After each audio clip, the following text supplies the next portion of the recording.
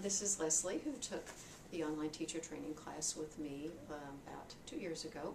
She teaches at the high school and middle school level in health.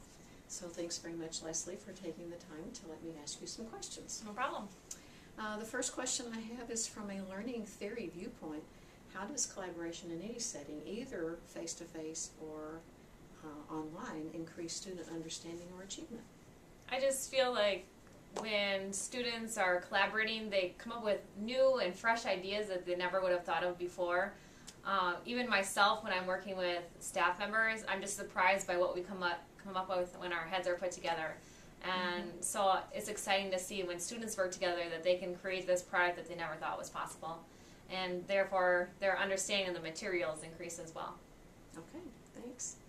And how does participating in a discussion board with classmates help your understanding of content?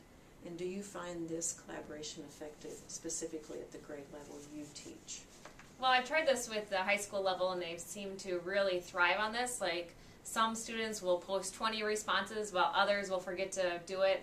But the ones that do take the time to respond back and forth, they seem to really, again, draw on each other's ideas. So it's almost like a collaboration in the discussion setting. So rather than a project or something like that, they're sharing ideas and gaining new insight, new thoughts, and new perspectives that maybe they were focused on one viewpoint, but then they're able to see other sides of the issue in that regard. Okay, great. How can you take group work that you currently do in your classes face-to-face here and move it online, and what tools would you use to do that? Well, as I was considering an online health curriculum, moving that to online here, I realized that a number of my projects could easily be moved to an online setting. So posting the rubric online and then having the students talk on a discussion board through email, even setting up maybe a place where, like a wiki that they can go back and forth sharing ideas, that kind of thing. It would be easy to make those projects on online setting. So with my classes, I really like the project-based approach, and I feel then when they can, again, share those projects with each other, and that can be done online as well. All right. Why do you think collaboration is a skill that these students need to develop, or do you think they need to? Well, our school is very good at collaborating, and moving from a school in Iowa to the school here, I just saw that students, it's almost ingrained in them that they're able to work together, and they just are, it's like they almost know what to do. As soon as we say we're working together on something, they know where to sit, how to take on roles, that kind of thing. And I guess I forgot the question, shoot. Can we edit that out? Yeah. Okay, look. The collaboration skills. Okay, so let's repeat that whole question. But go ahead.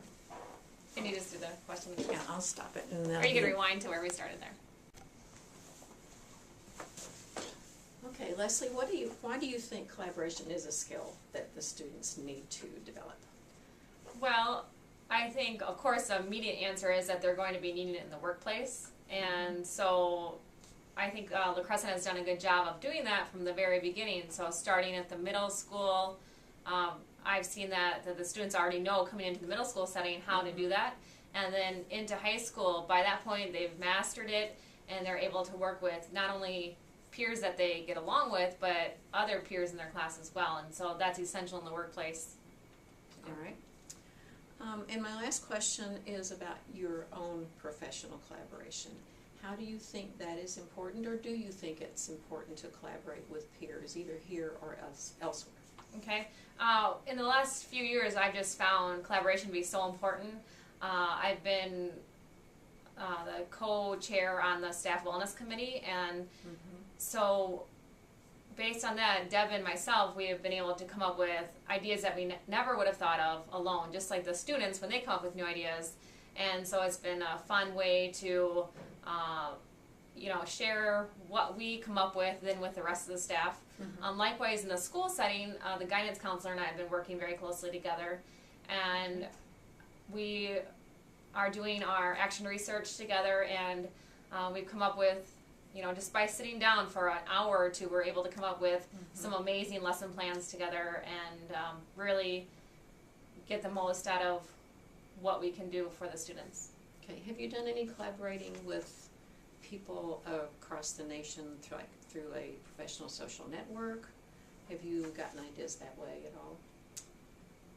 Well, I also teach part-time online, and Okay. so I guess we are able to share ideas through our staff that way, and they are across the nation, but I haven't really done a lot with actual forums and things like that, because the PE and health areas, they still need to be developed in those areas. Okay. So it's not as, maybe, when I've looked into those resources, they're not as advanced as other areas of Okay. the schools. Okay. Well, thanks very much for taking the time to speak with me today. Thank you.